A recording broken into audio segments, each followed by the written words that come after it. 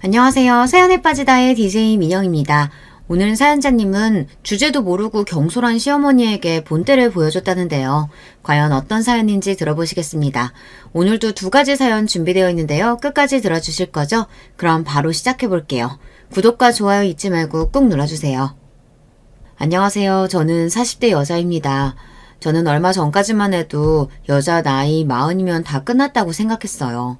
결혼도 했고 아이도 있으니 앞으로 제 인생은 남편 뒷바라지나 하면서 아들들 잘 키우는 거 말곤 특별한 낙이 없을 거라고 여겼습니다.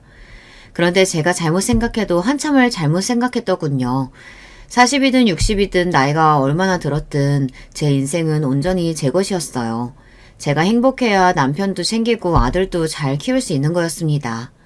그 사실을 알게 된 지가 얼마 되지 않았어요. 저에게 그럴 만한 사건이 있었거든요. 결혼한 지 10년이 넘는 세월 동안 제가 남편에게 홀딱 속아 넘어갔더군요. 얼마 전에 있었던 일입니다. 남편이 친구들과 늦은 시간까지 술을 먹고 있다고 해서 제가 술집 근처로 차를 가지고 데리러 갔어요. 결혼하고 지난 10년 동안 저는 항상 그랬었기 때문에 저에게는 별로 어려운 일이 아니었지만 다른 친구들에게 이야기를 하면 술 먹는 남편이 뭐가 좋다고 데리러 가냐고 의아해했습니다.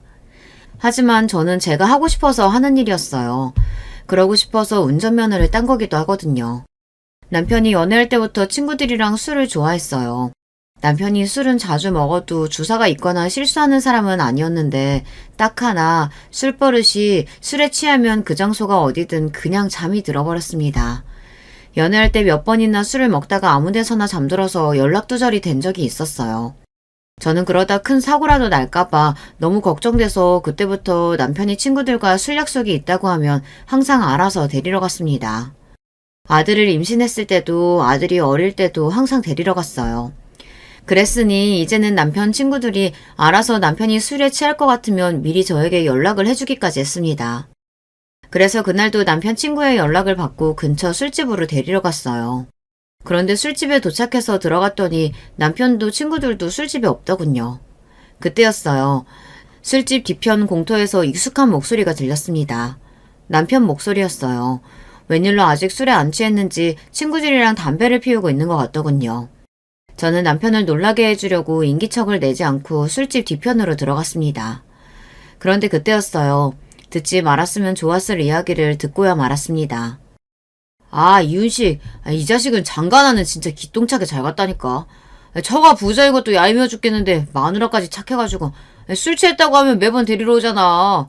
세상에 그런 여자가 어딨냐? 남편 친구들이 제 이야기를 하며 남편에게 장가 잘 갔다고 부럽다고 했어요. 그런데 그 순간 남편이 물고 있던 담배를 바닥에 툭 던지더니 미간을 확 구기더군요. 그러더니 한다는 말이 가관이었습니다. 이 새끼들이 모르는 소리 하고 있네. 내가 부잣집 사유 한번 해보겠다고 얼마나 많은 걸 포기하고 사는 줄 알아? 우리 장인 주말마다 다 불러내서 골프다 모입니다. 매일 끌고 다니잖아. 저는 남편의 격앙된 목소리에 놀라서 그 자리에 바짝 얼어버리고 말았습니다. 친정아버지가 주말에 남편을 자주 불러내기는 하시지만 그때마다 남편도 좋다고 했었어요. 더군다나 아버지께서 남편을 불러내는 이유는 아버지 주변 지인들을 남편에게 소개해주기 위해서였어요. 다 남편이 하는 일에 필요한 사람들이어서요. 남편이 도대체 뭘 참고 산다는 건지 저로서는 이해가 되질 않았습니다. 하긴 너희 장인 성격 보통 아니지. 야, 그래도 임마 너 지금 너희 와이프 아니었으면 사람 구실이나 제대로 했겠냐? 너 와이프 만나기 전에 회사에서 잘리기 직전이었잖아. 근데 너 지금 와이프가 너희 거래처 사장 딸이라는 소리 듣고 욕심나서 5년 넘게 사귄 여친까지 버리고 결혼한 거면서 이제 와서 뭘 툴덜거리냐? 우리는 그때 처음 알았잖아. 네가 돈 엄청 좋아하는 거. 남편 친구들은 도대체 뭐가 그렇게 재미있는지 배까지 잡으며 웃어댔습니다. 그 모습에 남편은 욱해서 언성을 높였어요. 평생 가난한 집구석에서 지질이 궁상으로 살아봐라. 돈 안 좋아하고 살 수 있나? 그리고 우리 마누라 봐. 나라면 아주 꿈뻑 죽잖아. 평생 부잣집에서 귀하게 커서 그런지 사람을 의심하는 세포 자체가 없어요. 에이, 여우 같은 새끼. 너 저번에도 출장 간다고 거짓말하고 여자 동창들하고 여행 다녀왔다면서? 부럽다, 새끼야. 부럽냐? 그럼 너희도 순진하고 착한 마누라 어찌 그랬냐?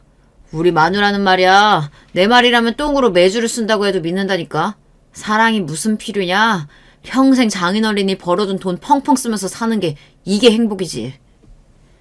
저는 남편의 말에 순간 꿈은 아닐까 싶어 제 뺨을 손바닥으로 때렸습니다. 그 정도로 믿기지 않았어요. 제 두 눈으로 제 두 귀로 똑똑히 들었는데도 그날 본 남편은 지금까지 저와 10년 넘게 살아온 남자 같지 않았습니다. 꼭 다른 사람 같았어요. 그날 밤 저는 그대로 몸을 돌려 집으로 돌아왔습니다. 연신 남편에게 전화가 오는데도 받지 않고 집으로 돌아와 그냥 침대에 눈을 감고 누워버렸어요. 그리고 캄캄한 머릿속에 저의 지난 결혼 생활들이 파노라마처럼 펼쳐졌어요. 제가 지난 10년 동안 도대체 무엇을 위해서 참고 살아온가 싶더군요. 결혼을 하는 게 원래 그런 건 줄 알았어요. 좀 힘들고 속상해도 가족을 위해서라면 참고 견뎌야 하는 줄 알았습니다. 집안의 평화를 위해서요. 그런데 그날 밤 술집에서 본 남편의 모습에 제 모든 신뢰와 믿음은 산산조각이 나고 말았습니다. 남편은 저를 가지고 놀았어요. 그렇게밖에 생각할 수 없었습니다. 사실 저와 남편이 결혼하게 된 건 남편의 열렬한 구애 덕분이었어요. 남편을 만나게 된 건 직장에서였습니다. 저는 아버지가 운영하는 회사에서 근무하고 있었고 남편은 아버지 회사 거래처 영업사원이었어요. 일로 남편이 회사에 자주 왔었는데 그때마다 저와 자주 마주쳤습니다. 그런데 어느 날 남편이 저에게 연락처를 주며 밖에서 한번 따로 보고 싶다고 하더라고요. 그때까지만 해도 남편이 저에게 호감이 있다고는 생각을 못했어요. 그냥 의례적으로 하는 인사라고 알고 지나쳤습니다. 그런데 그 이후로 남편에게 따로 연락이 자주 오더라고요. 자꾸 밥을 사준다고 그러기에 저도 몇 번 거절하다가 자주 보는 사이인데 계속 거절하는 게 미안해서 하루는 약속하고 만났습니다. 밖에서 따로 처음 만난 날 남편은 저에게 고백했어요. 회사에서 처음 저를 만났을 때부터 좋아했다고요. 저는 남편에게 깜빡 속았습니다. 남편은 처음부터 친정 아버지께서 회사 대표라는 걸 알고 접근한 거였어요. 저를 좋아해서 만나자고 했던 말은 시커먼 거짓말이었습니다. 그때의 배신감은 정말 설명할 수 없을 정도로 저에게는 치욕스러웠어요. 저라고 남편의 모든 점이 좋았던 건 아니에요. 사실 남편과 처음 결혼하겠다고 했을 때 아버지께서 반대하셨어요. 저도 남편과 결혼하기 위해 반대까지 무릅쓰고 결혼한 겁니다. 일을 하면서 몇 년 동안 아버지도 남편을 지켜봤기 때문에 성실한 친구라는 건 알고 있었지만 제 짝으로는 많이 부족하다고 생각하셨죠. 처음 제가 남편과 연애를 하고 결혼까지 생각하고 있다고 하자 아버지는 노발대발 난리가 났어요. 이윤식, 그 친구랑 네가 뭘 해? 결혼? 그게 말이 되냐? 그 친구 일 시키기 편해서 내가 좋아하는 거지. 네 짝으로는 가당치도 않다. 그 사람 성실하고 착해. 나한테도 얼마나 잘하는데. 그 정도 성실하고 착한 사람은 세상에 널리고 널렸어. 결혼할 사람은 절대 그렇게 고르는 거 아니야. 집안이며 직장이며 뭐든지 탄탄해야지. 이윤식 그 친구 내가 잠깐 얘기해봤는데 집도 별 볼 일 없는 데다가 회사에서도 평판이 별로야. 이번 분기 영업 실적 안 나오면 잘린다는 얘기도 있어. 아빠야말로 왜 그래. 지금 회사 직원 뽑아? 내 결혼인데 내가 좋아하는 사람이랑 해야지. 직장이든 집안이든 그런 게 다 무슨 소용이야. 그때 일을 생각하면 지금도 후회가 돼요. 그 정도로 제가 순진했습니다. 아버지 말대로 결혼은 더 많은 걸 보고 신중하게 생각했어야 했는데 제가 너무 경솔했어요. 심지어 저는 아버지에게 남편을 도와달라는 말까지 했어요. 내가 좋아하는 사람인데 아빠가 예쁘게 봐서 더 좋은 자리 갈 수 있게 도와줄 수도 있는 거잖아. 우리 회사에 자리 하나 만들어줘도 되고. 저는 어릴 때부터 아버지에게 뭐든 받기만 하면서 자라서 그런지 아버지에게 부탁하는 게 어렵지 않았어요. 아버지라면 제가 원하는 건 뭐든지 다 해주셨으니까요. 제 말에 아버지는 깊은 한숨을 쉬었습니다. 지금 당장 결혼하라고 허락하는 거는 절대 아니고 아직 이르니 내가 좀 더 지켜보기로 하자. 아버지는 회사에서는 호랑이 같은 대표님이에요. 친정엄마에게도 무뚝뚝하고 살갑지 않으십니다. 하지만 하나뿐인 자식인 저에게만은 딸바보가 따로 없었어요. 말만 하면 정말로 하늘의 별이라도 따다 주실 분이었죠. 그렇다 보니 남편이 마음에 들지 않아도 단호하게 저와 남편을 떼어놓지는 못하셨어요. 그랬다가는 제가 어떻게 나올지 뻔히 다 아시니까요. 그로부터 얼마 뒤 결정적으로 친정아버지께서 결혼을 허락하게 된 계기가 있었어요. 회사 직원들과 거래처 직원들까지 다 함께 야유회를 갔는데 제가 발을 헛디뎌서 저수지에 빠진 적이 있었어요. 그때 직원들이 다 놀라서 구급차 부르고 난리가 아니었는데 그 와중에 남편이 저수지로 들어와 허우적거리는 저를 건져냈습니다. 수영도 못하는 사람이 무작정 물에 뛰어든 거였어요. 그 모습을 보고 아버지께서 남편이 얼마나 제 생각을 많이 하고 있는지 느꼈다면서 한번 집에 인사 오게 하라고 하셨죠. 아빈, 나도 어쩔 줄 모르고 있는데 수영도 못하는 사람이 어떻게 그렇게 단번에 물에 뛰어들 생각을 했어? 정말 대단하네. 고마워. 남편이 집에 인사 온 날 아버지는 고맙다며 연신 인사를 하셨습니다. 그리고 다니는 직장이 힘들면 우리 회사에 자리를 하나 해줄 테니 들어오라고까지 했어요. 그 말은 아버지께서 남편을 어느 정도 사윗감으로 허락한다는 무언의 뜻이었죠. 그 일 후 남편과 저는 결혼을 밀어붙였습니다. 곧장 상견례부터 잡았어요. 그런데 결혼이라는 게 원래 이렇게 하기 어려운 건지 상견례 날도 위기가 있었습니다. 처음 만난 시부모님께서 예사롭지 않았어요. 상견례 장소에서 시댁이 좀 거리가 있어서 아버지께서 기사를 붙여 차를 시댁으로 보냈습니다. 아버지 때는 상견례 장소를 아버지 마음대로 정했으니 죄송해서 한 배려였죠. 그런데 시어머니께서 아버지가 보낸 차를 그냥 돌려보내시고 굳이 택시를 타고 오셨어요. 그러면서 상견례 식당에 도착하자마자 하시는 말씀이 웃겼습니다. 요즘 세상에 차 있다고 유세하시는 것도 아니고 저희도 이 정도 거리는 알아서 올 수 있어서 그냥 택시 타고 왔습니다. 시댁에는 차가 없어요. 그래서 저와 아버지는 일부러 신경 써서 보낸 거였는데 시어머니는 그게 오히려 우리 쪽에서 돈 자랑을 한다고 생각하셨는지 기분 나빠하시더라고요. 엄마, 대표님께서 일부러 신경 써주신 건데 왜 자꾸 그래요? 죄송해요, 사모님, 대표님. 저희 어머니께서 괜히 패 끼칠 수 없다고 그러신 거예요. 이해해 주세요. 너는 결혼한다는 놈이 장인 장모한테 사모님, 대표님이 뭐야? 호칭은 제대로 불러야지. 그래, 이서방. 이제 가족들 사이인데 편하게 어머님, 아버님이라고 부르게. 아, 네, 어머님. 그렇게 하도록 하겠습니다. 남편은 시어머니의 행동이 민망했는지 애써 빨개진 얼굴로 웃으며 친정어머니에게 이야기했어요. 저희 어머니야 워낙 성격이 온화하고 조용하신 분이라 혹시나 상견례 분위기가 이상해질까 중간에 좋게 하려고 노력을 많이 하셨습니다. 저희는 혹여나 식당이 너무 멀리 있는 거 아닌가 마음 쓰여서 한 행동이었는데 기분 상하셨으면 죄송합니다. 친정어머니는 애써 시어머니께서 마음 상하셨을까봐 애들러 다시 한번 사과를 했어요. 그런데도 시어머니는 아랑곳하지 않으셨습니다. 지켜보니 시어머니 성격 자체가 보통이 아니었어요. 젊어서 고생을 많이 하셔서 그런지 자격지심 뿐만이 아니라 고집도 세고 자존심도 센 것 같더라고요. 남편의 아버지는 남편이 어릴 때 사고로 돌아가셔서 시어머니 혼자 아들 둘을 키우셨더라고요. 남편 위로 형이 하나 있거든요. 그 점에 대해서 시어머니는 자부심이 굉장히 강했습니다. 물론 여자 혼자 애 둘 키운다는 게 쉬운 일이 아니라는 것 정도는 저도 알아요. 그런데 시어머니께서 너무 과하게 이야기하시니 듣는 사람 입장에서는 좀 부담스럽더라고요. 혼자 어린 것들 데리고 서울 올라와서 나물 장사에 식당 청소에 안 해본 거 없이 고생해서 키운 자식들이에요. 대학만 보내면 좀 낫겠지 했는데 힘들게 대학 보내고 취직까지 시켰는데도 좋아지는 게 없네요. 시어머니는 당신이 하고 싶은 말은 꼭 해야 직성이 풀리는 분 같았어요. 굳이 상견례 자리에서 듣기 싫은 본인 하소연을 하더라고요. 자식이라는 게 원래 부모가 열심히 키워서 독립할 수 있도록 내보내는 게 당연한 거지. 뭘 그런 거 가지고 힘들게 하고 그러세요. 안 그래도 남편의 집이 가난한 게 마음에 안 드시던 친정아버지께서 시어머니의 하소연까지 들어주고 싶지는 않으셨는지 아버지는 시어머니가 무슨 소리를 할 때마다 토를 달았어요. 그런 와중에 시어머니도 전혀 굽히지 않으셨습니다. 젊어서 부모가 고생해서 키워줬으면 이제는 좀 자기들끼리 알아서 부모 모시고 효강시켜줄 생각을 해야지. 두 놈 다 여자한테 홀라당 넘어가서는 늙은 엄마 모실 생각도 안 하고 장가가겠다고 하니 서운하잖아요. 시어머니의 이야기에 저희 부모님은 두 분 다 미간을 구겼어요. 친정부모님까지 계신 상견례 자리에서 굳이 시어머니를 모시네 마네 하는 소리까지 하시니 저희 부모님 입장에는 기가 막힐만 했죠. 애들 다 커서 좋은 사람 만나서 결혼한다는데 부모로서 서운할 게 뭐가 있어요. 사돈께서 오랫동안 혼자 사셔서 아들들한테 집착을 좀 하시나 보네요. 네? 집착이요? 어머 바깥사돈은 어쩜 그런 기분 나쁜 소리라세요?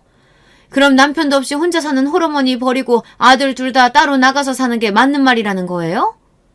자식이 다 컸으면 독립하는 게 당연하죠.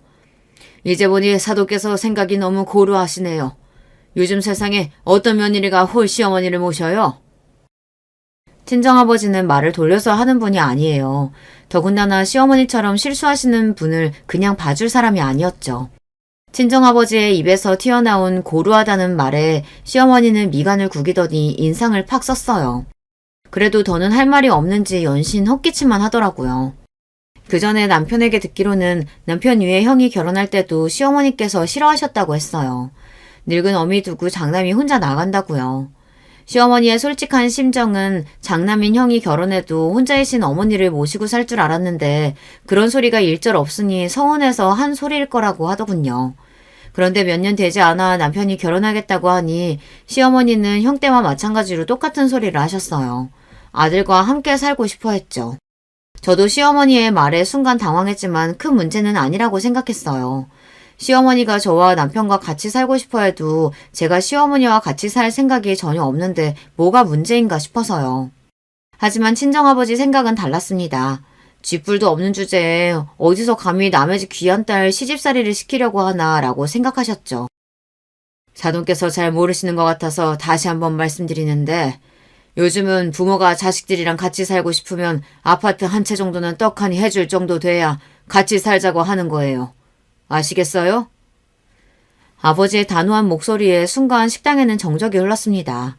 시어머니도 기분은 상하지만 도무지 대꾸할 말이 떠오르질 않으시는지 자리를 그냥 박차고 나가시는 거로 상견례가 일단락 됐어요. 저희 어머니께서 시골에서만 사시다가 아버지가 돌아가시고 서울 생활 시작하신 거라 옛날 분이세요. 어머님 아버님께서 너그러운 마음으로 좀 이해 부탁드릴게요. 남편은 시어머니를 대신해 저희 부모님께 사과까지 하고 돌아갔습니다. 저는 상견례가 끝나고 아버지에게 굳이 꼭 그렇게까지 말해야 했냐고 따졌어요. 아빠, 아무리 그래도 시어머니도 속상해서 하신 이야기인데 바로 앞에서 꼭 그렇게 무안을 줘야 했어요? 그러자 친정아버지께서 처음으로 저에게 언성을 높이며 다그치시더군요. 너, 네 시어머니 될 사람 보고도 그런 소리가 나와?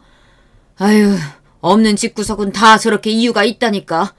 저런 집구석 뭐가 좋다고 시집 가겠다고 하는 건지. 어휴, 답답해서 정말. 친정아버지는 속상해서 연신 주먹으로 가슴을 쳤어요. 저에게 꼭 이런 결혼을 해야겠냐고 몇 번이나 물으셨죠. 하지만 그때는 왜 그랬는지 정말 남편이랑 결혼하고 싶었어요.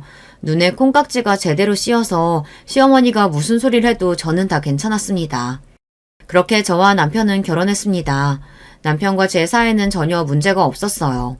상견례 때 일도 일이었지만 결혼 준비하면서 순탄하지는 않았어요. 시댁이 워낙 사정이 좋지 않다 보니 결혼 준비에 들어가는 비용 대부분을 우리 집에서 냈습니다. 신혼집도 아버지께서 얻어주셨어요. 신혼집 계약을 앞두고 시어머니께서 저에게 전화가 왔습니다. 그런데 다짜고짜 하시는 말씀이 저는 너무 놀랐어요. 새아가, 아무리 너희들끼리 다 알아서 준비한다지만 둘이 살 집 정도는 어른이 나한테도 보여줘야 하는 거 아니니?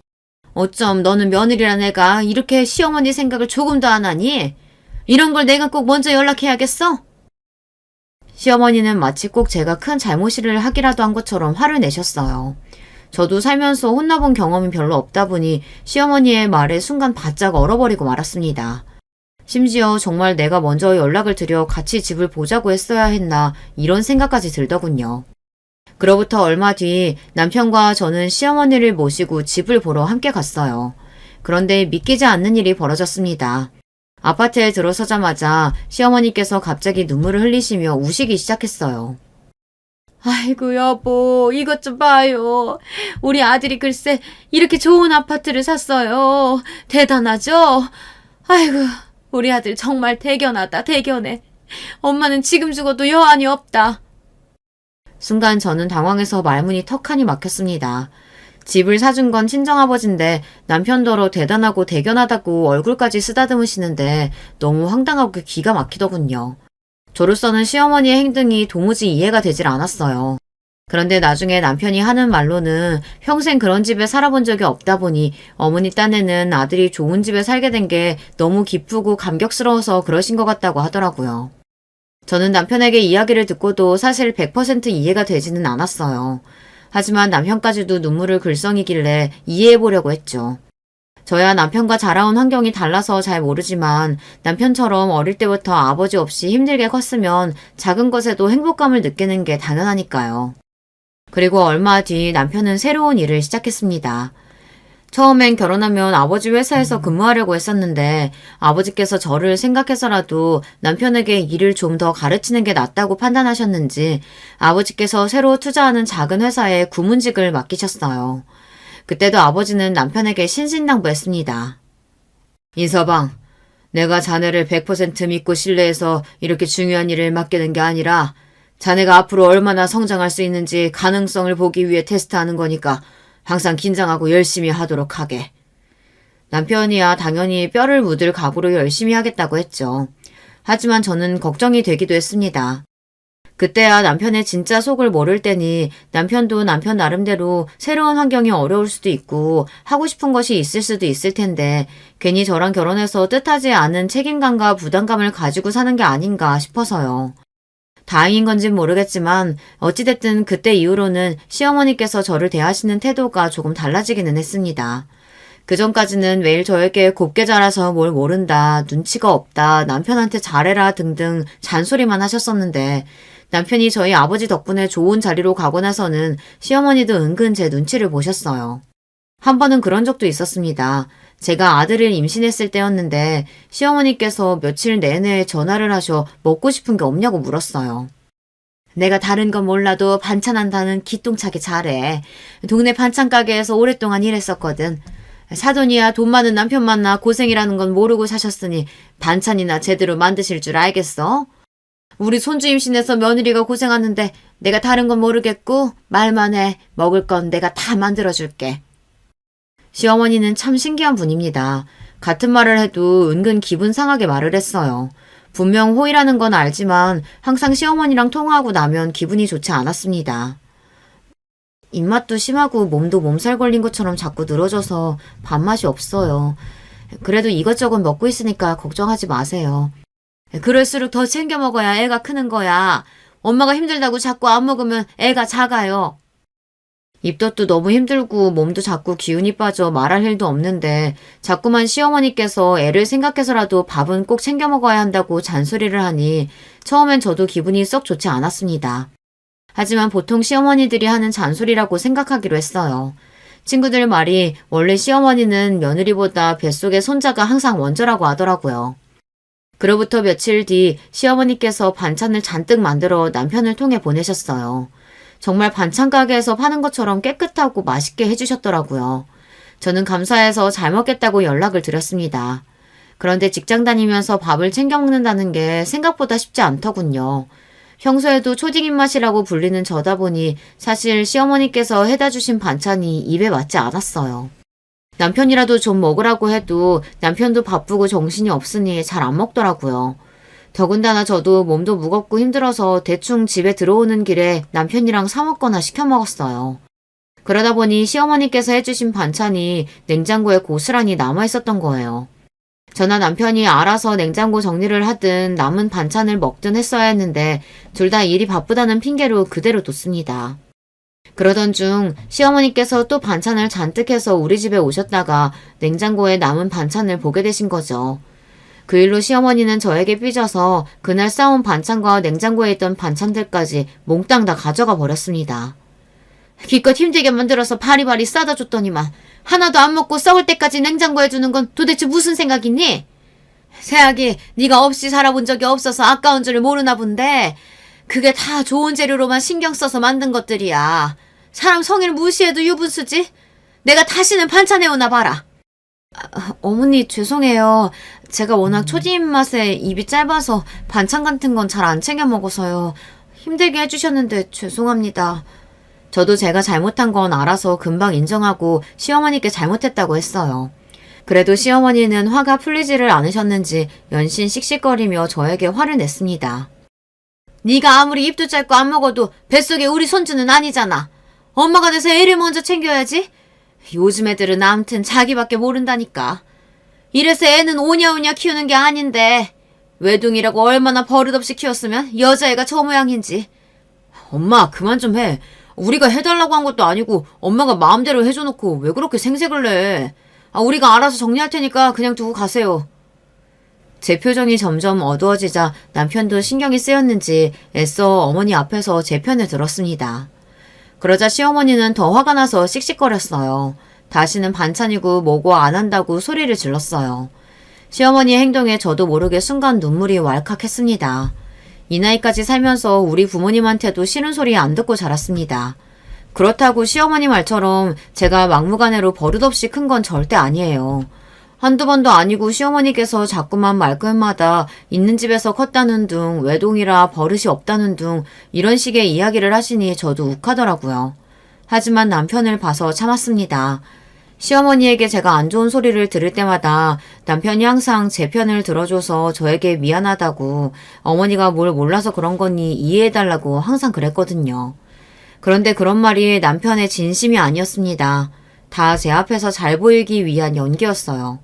사실 시어머니와의 일 말고도 그 이후에도 제가 남편의 말만 믿고 형님네까지 도와준 게 한두 번이 아니에요. 아주버님께서 형님이랑 작은 분식집을 하고 있었는데 장사가 안 됐어요. 그래서 그대로 장사를 할지 업종을 바꿀지 고민이 많았습니다. 그런데 어느 날 남편이 뜬금없이 저에게 프랜차이즈 대리점을 하면 돈이 많이 드냐고 슬쩍 물어보더라고요. 요즘은 분식도 체인점이 많아서 그냥 동네에서 이름도 없이 해봐야 영 장사가 안 된다네. 체인점하고 경쟁해서 이길 수가 없대. 왜? 아주버님이 프랜차이즈 대리점 하고 싶으시대? 아무래도 음식 맛으로 승부 보기 어려우면 체인점이 나을 수도 있지. 남편이 아주버님 걱정하는 거야 당연한 일이니 저도 적당히 분위기를 맞췄습니다. 사실 저도 아주버님 가게에 가서 몇 번 음식을 먹어봤지만 학교 앞이라 그런 데로 장사가 됐던 거지 또 가고 싶은 정도의 맛은 없었어요. 그치. 내가 돈이라도 좀 있으면 떡하니 도와줄 텐데 애도 둘이나 있는데 걱정이다. 걱정이야. 남편은 저에게 은근 아주버님이 월세도 못 내고 있다며 힘들어한다는 이야기를 전했어요. 조카가 피아노도 하고 싶고 태권도도 하고 싶다고 하는데 형편이 안 좋아서 보내주지 못하나 봐. 형이 엄마한테 좀 도와줄 수 있냐고 물어봤다는데 엄마야 당연히 아무것도 없지 뭐. 당시에 제 아들이 5살 정도 됐을 텐데 저희는 영어 유치원에 보내려고 원서를 낸 상태였어요. 친정 부모님께서 요즘은 무조건 영어 유치원에 보내야 한다고 하시면서 교육비를 지원해 주셨거든요. 그런 상황에 아주버님네는 남들 다 다니는 태권도 학원도 못 보낸다고 하니 동생으로서 남편이 속상할 것 같기는 했어요. 아무리 시댁 식구라도 저도 가족이다 보니 남편의 말이 자꾸만 신경 쓰이기는 쓰였습니다. 그래서 주변 아는 지인을 통해 아주버님과 형님을 도와줄 방법이 없을까 생각해봤습니다. 그런데 제가 아는 언니 중에 프랜차이즈 본사에 다니는 언니가 있었는데 그 언니네 브랜드 대리점이 웬만해서는 망하지 않는다고 하더라고요. 제가 말만 하면 좋은 자리를 하게 해준다고 했어요. 저는 고민하다 아주버님을 도와드렸습니다. 아빠 찬스를 좀 썼습니다. 아주버님이랑 형님도 가족인데 힘들 때 좀 도와줄 수도 있지 뭐. 대리점 보증금이랑 인테리어 비용만 아버지가 좀 도와주세요. 지금 생각해도 제가 왜 그랬는지 모르겠어요. 호구도 이런 호구가 없습니다. 졸지에 남편 직장은 물론이고 시아주버님 가게까지 제가 책임졌어요. 내가 딸내미를 시집 보낸 건지 아들놈을 하나도 입양한 건지 모르겠다. 이제는 하다하다 시댁 식구들까지 먹여 살리냐? 사람이 속이 편해야 일도 열심히 하는 건데 시댁 식구한테 자꾸만 힘든 일이 생기니까 이 서방이 일에 집중을 못하잖아. 이것도 다 남편 잘 되라고 하는 내조니까 아빠가 좀 이해해 주세요. 아이고 열려놨네 열려놨어. 이 서방이 그래도 옛날보다 일도 열심히 하고 너한테도 잘하니까 그거 보고 내가 도와주는 거야. 너희 시댁 식구들이 행여나도 힘들게 하고 못살게 굴면 얄짤 없을 줄 알아. 아버지는 언제나 저의 든든한 버팀목이었습니다. 제가 뭘 해달라고 하든지 그 부탁이 무리한 부탁이더라도 뭐든 다 들어주셨으니까요. 그래서 저는 더 아버지에게 죄송했어요. 남편 하나 잘못 만나서 저희 부모님께마저 못할 짓을 한 것 같아서요. 당시에 저는 시댁이 예쁘다기보다 저에게 잘하는 남편이 좋았습니다. 결혼하고 지난 10년 동안 남편은 제 앞에서는 누구보다 좋은 남편이었고 아들에게는 좋은 아빠였어요. 절대 그 모습이 거짓이었다고는 도무지 상상하고 싶지 않았어요. 저는 지난 10년 동안 함께 살았던 남편을 떠올리며 한 번 더 남편을 믿어보고 싶었습니다. 술자리에서 술에 취해 남자들끼리 무슨 소리를 못하겠나 싶기도 해서 진실을 알아보기로 했어요. 정말 남편이 저를 만날 때도 5년 넘게 만났던 여자친구가 있었는지, 그런데도 오로지 저의 배경만 보고 일부러 접근한 건지 확인하고 싶었습니다. 저는 사람을 시켜서 남편에 대해 좀 알아봤어요. 제가 알던 남편의 모습이 진짜인지 확인하고 싶어서요. 그런데 제가 알던 남편의 모습은 철저히 만들어진 가짜였습니다. 그때 술집에서 제가 들은 말은 다 사실이었어요. 남편은 오랫동안 사귀면서 결혼을 약속한 여자가 있었는데도 아버지 회사에 왔다 갔다 하며 제가 아버지의 친딸이라는 사실을 알고 일부러 저에게 접근을 한 겁니다. 더군다나 지난 10년 동안 철저하게 저를 속이며 외도를 계속 지속해왔어요. 일정하게 만나던 여자가 있었던 게 아니라 저에게는 매일 출장이다 회식이다 거짓말하며 이 여자 저 여자 많이도 만났더라고요. 거기다가 아버지께서 운영해보라고 한 회사에서 돈도 꽤 많이 빼돌렸더군요. 그 돈을 시어머니와 아주버님 앞으로 일정하게 보내고 있었어요. 저는 순간 간신히 붙잡고 있던 이성의 끈이 끊어지는 것 같았습니다. 저는 지난 10년 동안 남편에게 이용당한 거였어요. 저는 달라져야만 했습니다. 더는 이전에 바보 천치 호구로 살 수 없었어요. 앞으로는 철저하게 남편이나 가정이 아닌 저만 생각하기로 했어요. 그로부터 얼마 뒤 때마침 남편의 진짜 모습을 확인할 수 있는 기회가 저에게 생겼습니다. 저는 퇴근하고 들어온 남편에게 할 이야기가 있다고 했습니다. 남편은 예사롭지 않은 제 표정에 무슨 일이라고 걱정스럽게 물었어요.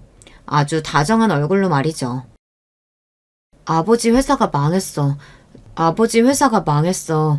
조만간 아버지 앞으로 된 재산 다 정리될 거야. 그랬습니다. 친정에 일이 좀 생겼어요. 아버지께서 회사를 정리하기로 하셨습니다. 그게 무슨 소리야? 장인어른 회사가 왜 망해? 당신은 명색이 아버지 회사 계열사 운영한다는 사람이 그것도 몰라? 암튼 조만간 당신 회사도 정리될 거니까 그런 줄 알고 마무리 알아서 잘해. 괜히 책 잡힐 일 만들지 말고. 제 말에 남편 얼굴은 사색이 됐습니다. 하얗다 못해 허옇게 떠올랐어요. 그러더니 갑자기 자리에서 벌떡 일어나 허둥지둥 하더군요. 그러더니 한다는 소리가 기가 막혔습니다. 말도 안 돼. 아버님은 도대체 일을 어떻게 하셨길래 이런 사달을 만드신 거야? 아, 미치겠네 정말. 남편은 주먹으로 식탁을 내리치며 계속 소리 질렀어요. 그러더니 핸드폰을 가지고 급하게 어디론가 전화를 걸더니 나가려고 했어요. 저는 남편을 붙잡았습니다. 어디를 가냐고요. 당신 내 얘기 못 들었어? 지금 이런 상황에 나만 두고 나가면 어떡해. 나 무섭단 말이야. 제 말에 남편은 순간 제 손을 세게 뿌리쳤습니다. 그러더니 하는 말이 가관이었어요. 지금 이런 상황이니까 나가는 거 아니야. 무서우면 너희 아빠한테 나가서 징징거려. 나는 지금 네 비 맞춰줄 기분 아니니까. 남편은 그대로 문을 쾅 닫고 나가버렸습니다. 그리고 그 순간 저는 너무 허탈해서 입에서 실소가 튀어나왔어요. 이게 바로 진짜 남편의 모습이었습니다. 그 순간 알겠더군요. 저는 남편에게 그 어떤 자비도 가질 필요가 없다는 걸요. 남편이 너무 믿고 싫어도 저는 조금 더 서로 상처 주지 않고 상처받지 않는 선에서 정리하고 싶었습니다. 10년을 부부라는 이름으로 살았는데 하나뿐인 우리 아들의 아빠인데 그런 생각이 자꾸만 발목을 잡아서요. 하지만 이제 더는 아닙니다. 남편이니 가정이니 개나 주라고 하세요. 저는 오로지 제 생각만 하기로 했습니다. 며칠 뒤 저는 일부러 시어머니 앞에서 말을 흘렸습니다. 친정아버지께서 사업을 정리하게 돼서 정신이 하나도 없다고요. 제가 그 정도만 말해도 시어머니는 절대 가만히 있을 뿐이 아니라는 걸 저는 알고 있었어요. 제 예상대로 시어머니는 호들갑을 떨면서 남편에게 연락을 해봤나 봐요. 역시나 남편도 저희 친정아버지께서 사업이 망한 줄 알고 있으니 남편도 시어머니에게 저희 아버지 사업이 망했다고 이야기한 거죠. 장인어른 사업 쫄딱 망해서 다 정리했다는데 엄마 나 어떡해? 지금까지 장인어른 사업 하나 보고 참고 산 건데 망해버렸으니 이제 어떡하냐고. 그 큰 회사가 어떻게 그렇게 한순간에 망할 수가 있어. 너 제대로 알아본 거야? 시아버지 회사 망하면서 우리 회사까지 지금 감산하고 난리도 아니야. 직원들 말이 원래 회사 정리되면 다 하는 거라는데 이러다가 내가 회사 돈 빼돌리고 탄로나면 어떡하냐고. 으이그 소심한 놈. 그깟 돈 얼마나 된다고 그거 가지고 난리야. 문제는 지금 당장 너희 장인회사 망하면 앞으로 우리 어떻게 사냐. 그게 문제지. 남편과 시어머니는 둘이 아주 똥줄이 타서 난리가 아니었나 봐요. 제가 이미 남편 회사 직원들에게 입단속을 시켜둔 상태였기 때문에 남편은 이야기할 데도 없어 더 불안했을 거예요. 며칠 뒤 시어머니에게 연락이 왔습니다. 예상대로 저를 시댁으로 불러들였어요. 그리고는 조심스럽게 너희 아버지 회사가 망한 게 사실이냐고 묻더군요. 한껏 진지한 시어머니의 표정에 저는 웃음을 참느라 힘들었습니다. 네, 맞아요. 아버지께서 대형 사고를 치셨더라고요.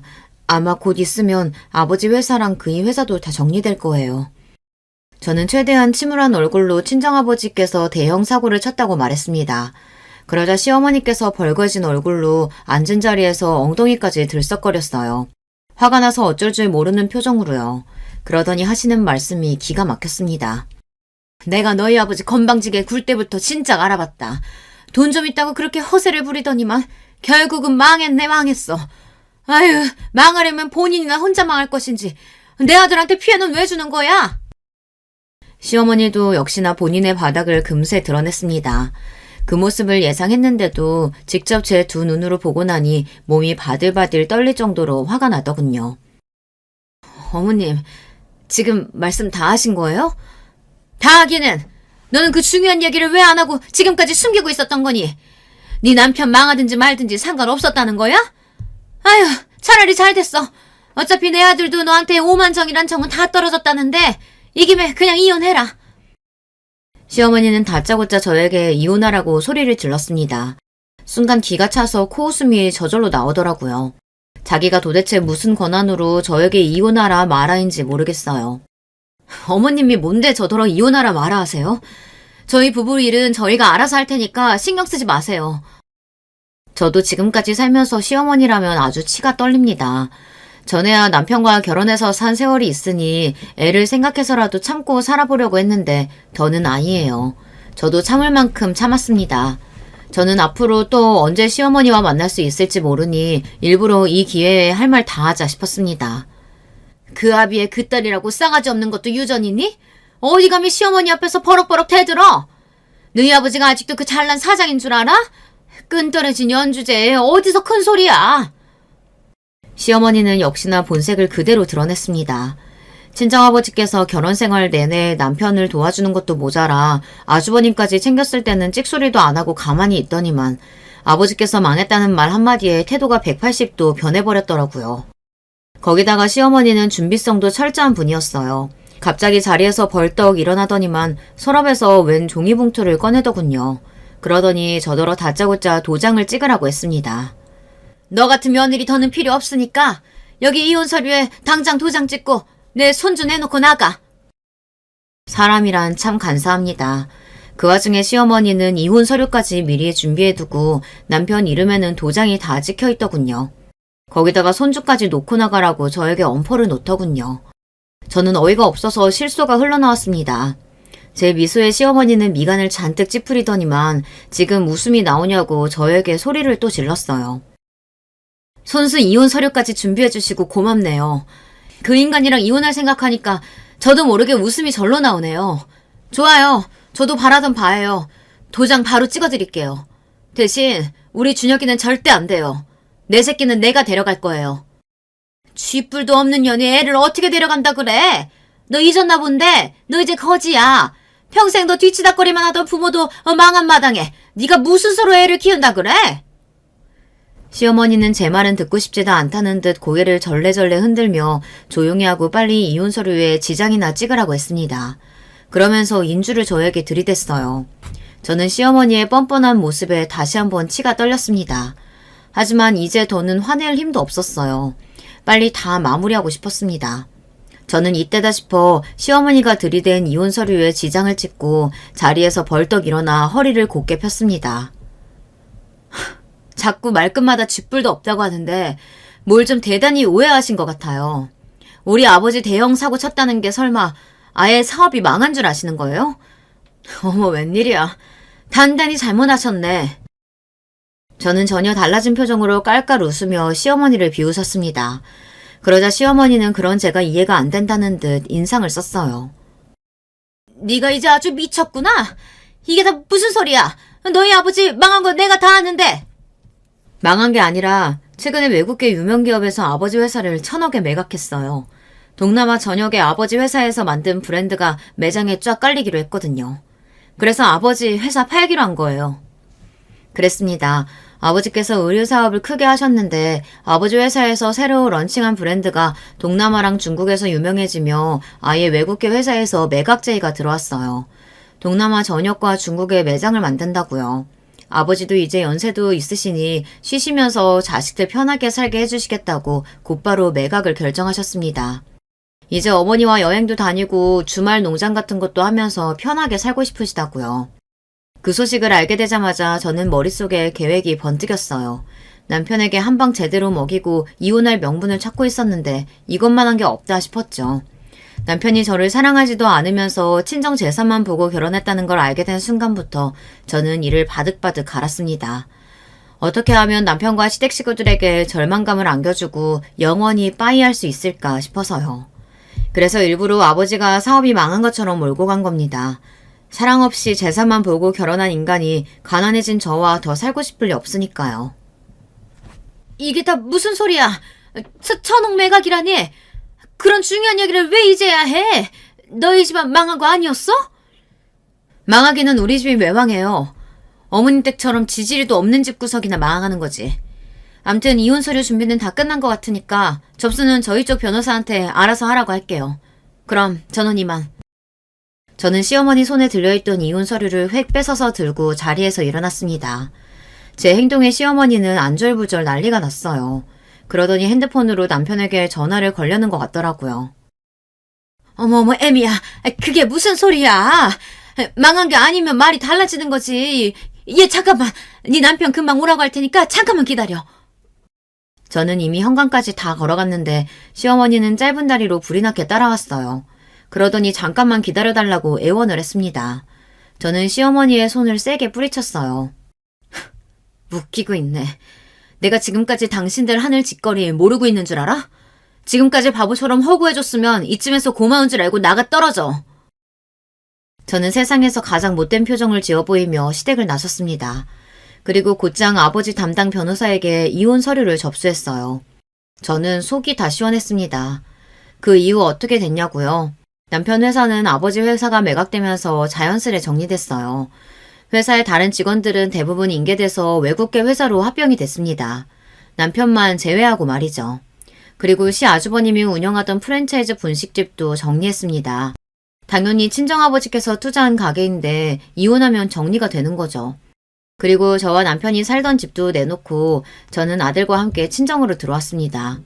저와 남편의 이혼이 아들에게는 갑작스러운 일이라 혼란스러워하는 것 같긴 하지만 차차 지내다 보면 아들도 부모 입장을 이해할 거라고 믿어요. 그때까지 제가 잘 챙길 거니까요. 당연히 남편이랑 시댁 식구는 노발대발 난리가 났습니다. 심지어 남편은 제 앞에서 무릎까지 꿇고 저에게 이혼을 보류해달라고 빌었어요. 여보, 당신이 알고 있는 게 뭐든 다 오해야. 난 처가 돈만 보고 당신이랑 결혼한 거 아니야. 난 당신 사랑해. 그러니까 이혼하지 말고 우리 다시 행복하게 살자. 남편의 찌질한 모습을 보는데 제 지난 인생이 송두리째 다 후회가 되더군요. 저도 남편이 어떤 인간이든 참고 살다 보면 지난날의 아픔도 다 잊혀지고 사라질 거라고 기대했어요. 그런데 아닙니다. 저는 남편을 절대 용서할 수 없었어요. 사랑 같은 소리 하고 있네. 이미 이혼 서류 접수됐으니까 날짜 맞춰서 법원에나 잘 나와. 그리고 우리 준혁이 데려가겠다고 괜한 수작 부릴 생각하지 말고.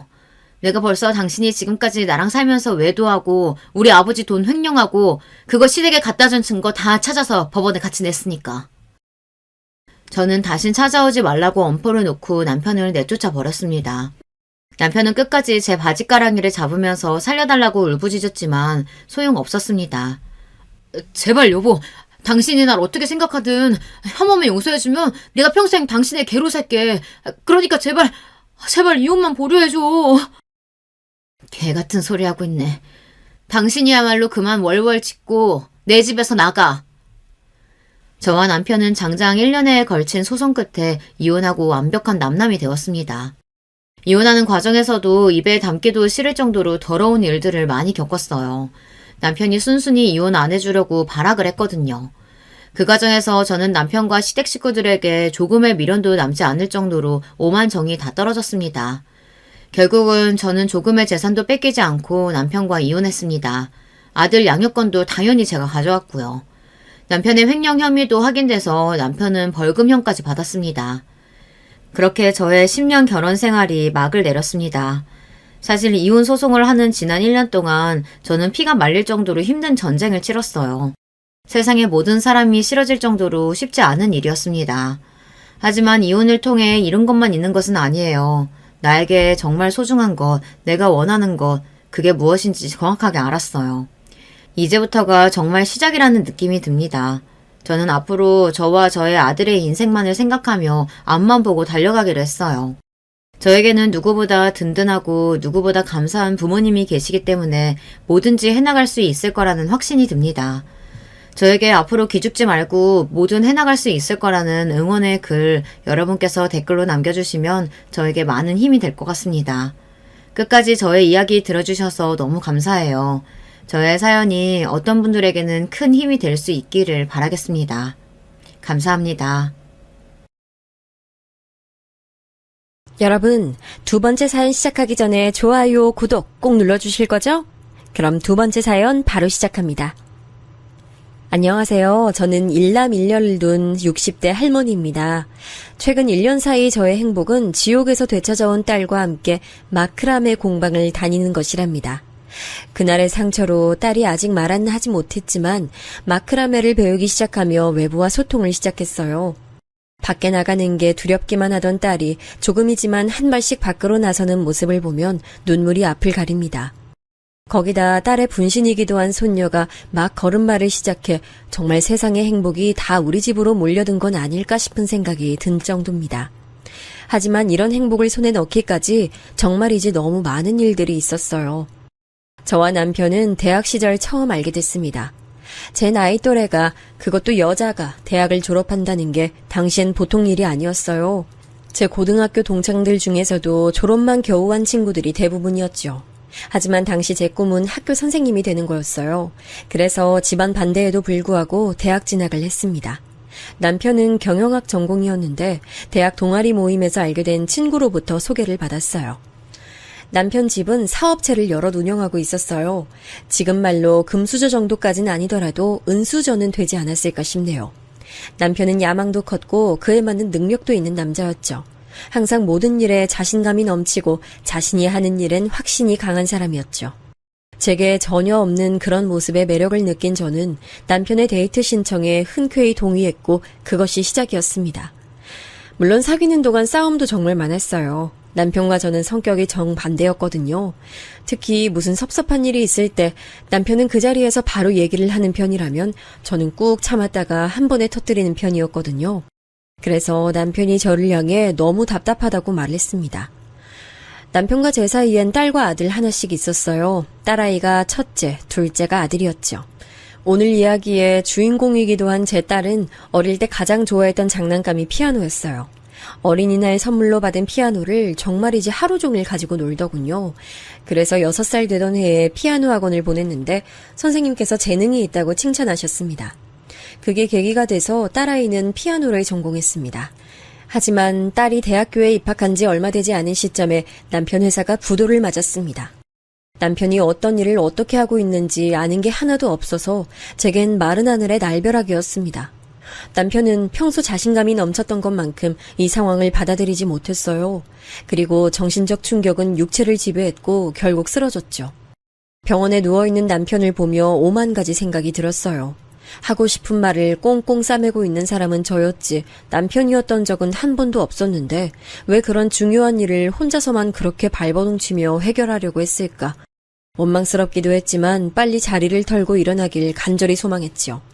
하지만 야속하게도 제 편이 아니었어요. 남편과 그렇게 사별하고 저는 한동안 어떻게 살아야 할지 감도 안 잡히더라고요. 거기다 남편이 남긴 빚도 상당했거든요. 결국 저는 긴 고민 끝에 남편 보험금과 제 퇴직금, 그리고 살던 집을 팔아 갚을 수 있는 빚을 갚고 친정으로 돌아갔습니다. 학교를 나온 저는 지인을 통해 강남 한 학원의 관리자로 취직했어요. 학교에서 진학 상담을 했던 게 도움이 되더라고요. 덕분에 친정에 들어가서 살기 시작한 지 3년 만에 둘이 지낼 수 있는 집을 마련해 친정을 나왔습니다. 겨우 해방된 느낌이라고나 할까요? 딸아이는 학교를 다니면서 피아노 반주 아르바이트뿐만 아니라 음악학원에서까지 일을 하며 자신의 용돈은 물론 외국에 나가 있는 아들에게도 저 몰래 돈을 보내고 있었어요. 걱정 없이 공부만 하게 해주고 싶었는데 정말 미안했죠. 그런데 어느 날 딸아이가 남친이 생겼다고 제게 수줍게 말하더라고요. 친구가 소개해준 연주 이벤트 갔다가 만났어요. 술, 담배도 전혀 안 하고 저한테 엄청 다정해요. 남자친구를 자랑하는 딸아이의 모습은 낯설면서도 뿌듯했어요. 우리 딸이 이런 얼굴을 하면서 이야기할 수 있구나, 그런 생각들이 머릿속을 떠나지 않았죠. 그러지 말고 엄마한테 소개 좀 시켜줘. 어떤 사람인지. 아직 그럴 정도는 아니에요. 그냥 만나기 시작했지 뭐 결혼의 전제로 만나고 있다거나 하는 건 아니에요. 그래도 엄마한테 얘기할 정도면 어느 정도 너도 생각 있는 거 아니야? 제 질문에도 딸아이는 얼굴을 붉히며 크게 부정하진 않더군요. 하지만 제게 시간을 좀 더 달라고 하기에 저는 그러겠다고 하면서 정말 좋은 사람이길 바란다는 말을 빼놓지 않았죠. 딸아이는 그 뒤로도 몇 번 남자친구에 관해 얘기를 했어요. 저는 그때마다 언제 얼굴 보여줄 거냐고 물었지만 딸아이는 늘 때가 아니라고만 했죠. 그러던 어느 비 오는 날, 저는 퇴근길에 저를 학원에 소개시켜준 지인을 만나기로 하고 집 근처 카페에 갔어요. 당시 자기주도 학습이 유행처럼 번지던 시점이라 지인은 입시 컨설팅을 포함해 그런 부분을 집중적으로 지도할 학원을 새로 오픈하고 싶어 했고, 제가 그 학원 담당이 되어주면 좋겠다고 말했죠. 어떻게 하나 생각이 많아지는데 창밖으로 낯이 익은 실루엣이 보이더군요. 제 딸아이 현지가 한 남자와 우산을 함께 쓰고 있었어요. 그렇게 말하던 남친인 것 같았죠. 딸아이 키가 작은 편도 아니었는데 남자친구는 그보다 20cm는 더 커 보였어요. 무슨 운동을 하는 사람인지 어깨가 떡 벌어지고 체격이 크더라고요. 화기애애하게 웃으며 걸어가는데 괜히 미소가 지어졌죠. 어머, 현지 남자친구 있었어? 전에 길에서 만났을 땐 없다고 하더니 이모한테 거짓말이 나고 말이야. 그때가 언젠데 벌써 5개월은 넘었다. 만나기 시작한 지 얼마 안 됐어. 얼마 전에 100일이라고 커다란 꽃다발 들고 왔더라. 남자는 어때? 만나봤어? 뭐하는 애래? 나야 모르지. 아직 소개시켜줄 때가 아니래. 나도 오늘 처음 봤어. 그래? 근데 왜 이렇게 얼굴이 낯이 익지? 어디서 분명 본 것 같은데. 친구는 딸아이 남자친구를 분명 자신이 만난 적이 있다고 하면서 고민하더니 금방 다시 생각나면 말해주겠다고 했죠. 그렇게 얘기를 마치고 나온 저와 친구는 주차장으로 향했습니다.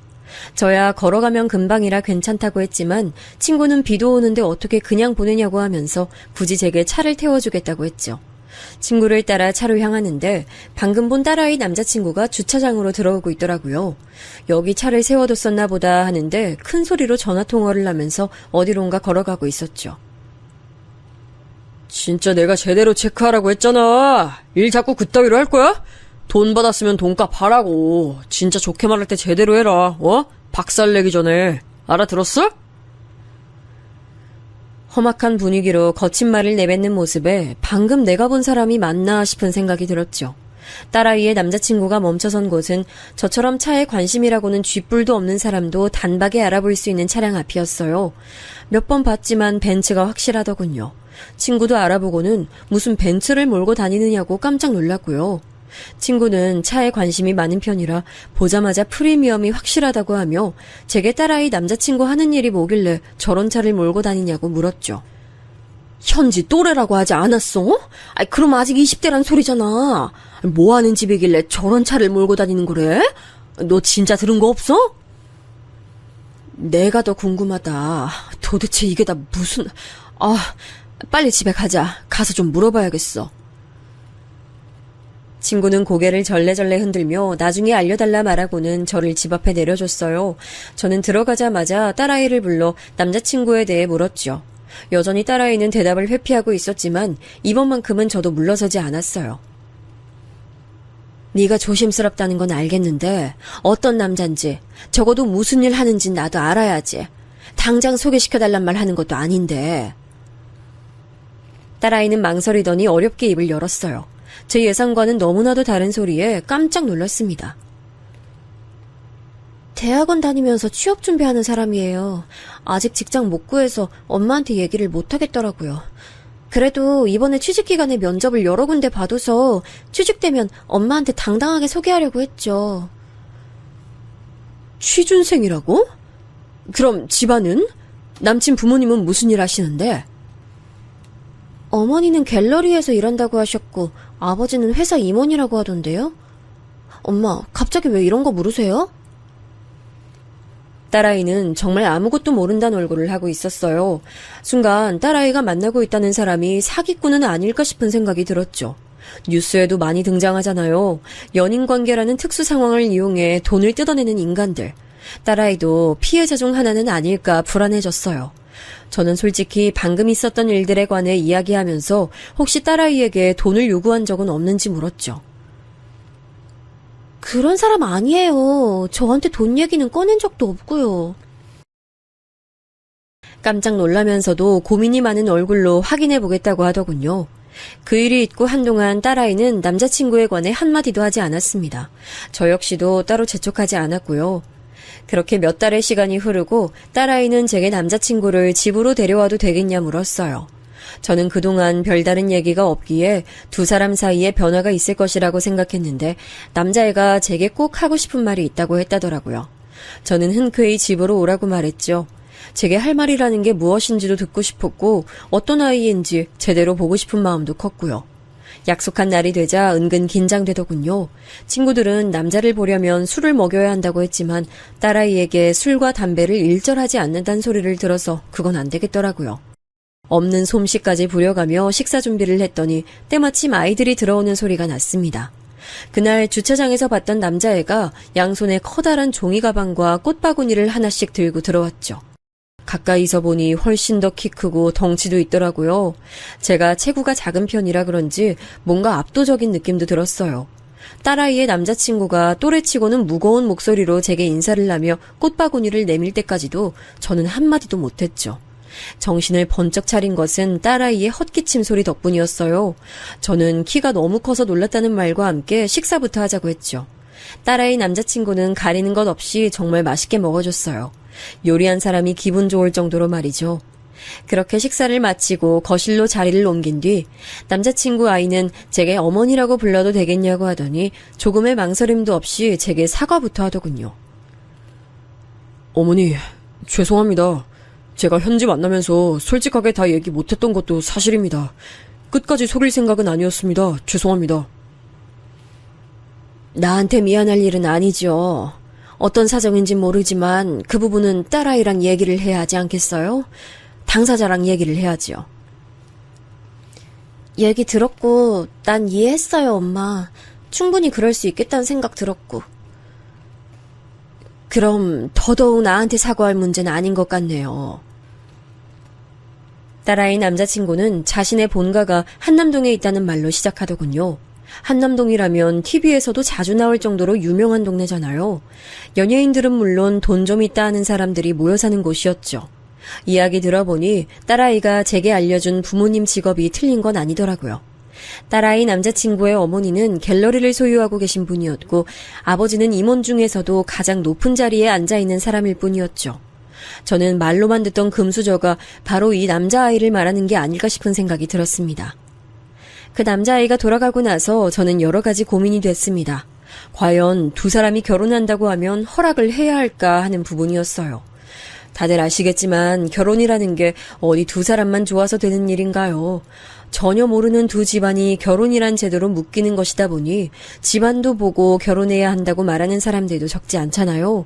저 역시도 그렇게 생각하는 사람 중 하나고요. 거기다 저희 집의 과거가 그리고 남편의 부재가 문제되진 않을까 걱정됐습니다. 물론 당장에 결혼하겠다고 한 건 아니었지만 걱정이 태산이었죠.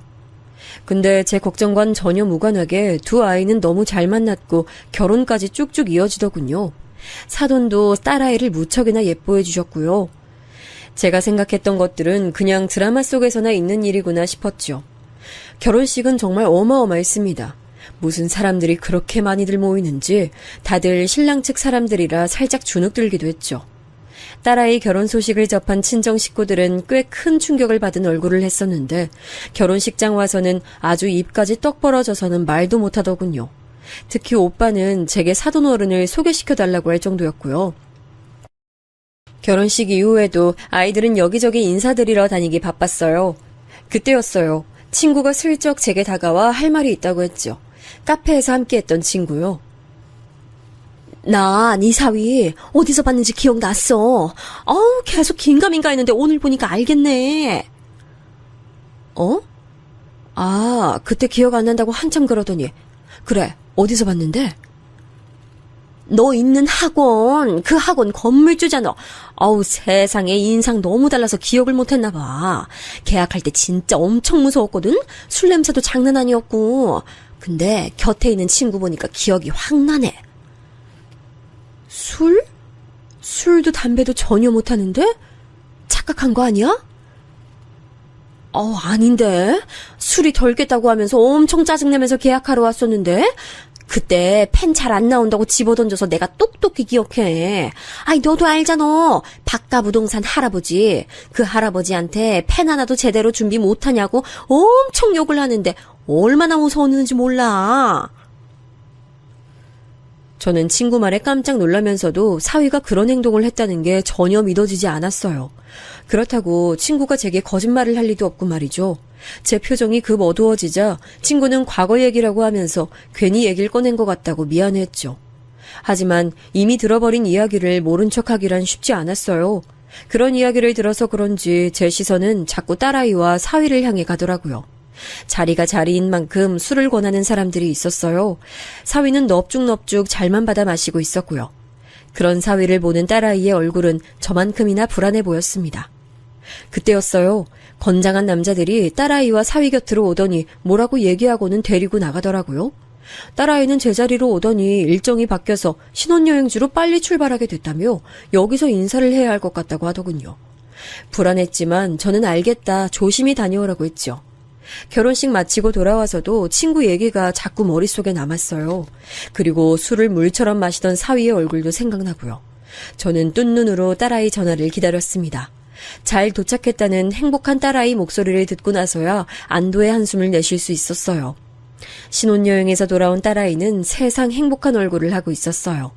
여행지에서 너무 좋았다고 말하며 제 선물은 물론이고 딸아이 결혼에 맞춰 귀국한 동생의 것까지 캐리어에 어떻게 다 담아왔나 싶을 정도더군요. 저는 그날 밤 최서방을 따로 불러 물었습니다. 자네 혹시 술 마시나? 난 최서방이 술도 담배도 할 줄 모른다고 들었는데 피로연 때 보니 보통은 아닌 것 같아 말이야. 단도직입적인 제 질문에 최서방은 당황스러웠는지 바로 대답을 못하더군요. 잠깐이지만 곤란하다는 얼굴을 하기도 했고요. 저는 차분히 대답을 기다렸습니다. 술을 못한다기보단 즐기지 않습니다. 어머니, 그날은 어른들이 주시기도 했고 거절할 분위기가 아니라서 받아 마신 거지 평소엔 전혀 아닙니다. 그래? 술 마시는 게 문제라는 건 아니야. 혹시 숨기는 게 있나 싶어 물어봤지. 섭섭하네요, 장모님. 제가 무슨 죄인도 아닌데 뭘 숨겨요? 저는 차마 친구가 봤다는 장면에 대해 물어보지 못했어요. 저는 최서방에게 남편에 대해 얘기를 해주면서 부부 사이에 괜한 비밀은 만들지 말아달라고 거듭 당부했습니다. 제 얘기를 다 들은 최서방은 어떤 상황에서도 함께 잘 얘기하겠다고 제게 약속했어요. 저는 그 약속을 믿어보기로 했죠. 누군가의 말처럼 사람은 고쳐 쓰는 게 아닌데 말이죠. 그렇게 신혼여행에서 돌아온 딸아이를 마지막으로 저는 한동안 딸아이를 만날 수가 없었어요. 시댁 어른들을 모시고 살다 보니 자유롭지 않을 것이라고는 생각했지만 이렇게 얼굴 보기 힘들 것이라고는 생각 못했거든요. 자주는 아니더라도 얼굴 보고 밥 먹고 그 정도는 가능하지 않을까 했었는데 무슨 일인지 딸아이와는 자주 전화도 할 수가 없었어요. 부재중으로 넘어가는 건 기본이고 문자나 카톡을 보내도 답이 금방 오지 않았죠. 무슨 일이 있는 건 아닐까 걱정이었어요. 최서방에게 전화를 걸어도 잘 지내고 있다는 말만 돌아올 뿐이었고요. 최서방, 시간 되면 주말에 저녁 좀 함께 먹었으면 좋겠는데 우리 집 막둥이 축하할 일도 생겼고 말이야. 처남한테 축하할 일이요? 뭔진 모르지만 꼭 가야죠. 저는 오랜만에 딸아이의 얼굴을 보겠다 싶어서 들뜬 마음을 숨길 수가 없었어요. 그동안 무슨 일이 있었는지 꼭 물어보겠다고 잔뜩 벼르고 있었죠. 하지만 막상 딸아이 얼굴을 보니 아무 말도 나오질 않더군요. 살도 많이 빠져 보였고 어딘가 모르게 피곤한 얼굴이었죠. 물어보고 싶은 게 잔뜩이었지만 저는 뭐라도 먹여야겠다는 생각만 들었어요. 하지만 딸아이는 음식을 얼마 먹지도 못하고 화장실로 달려갔죠.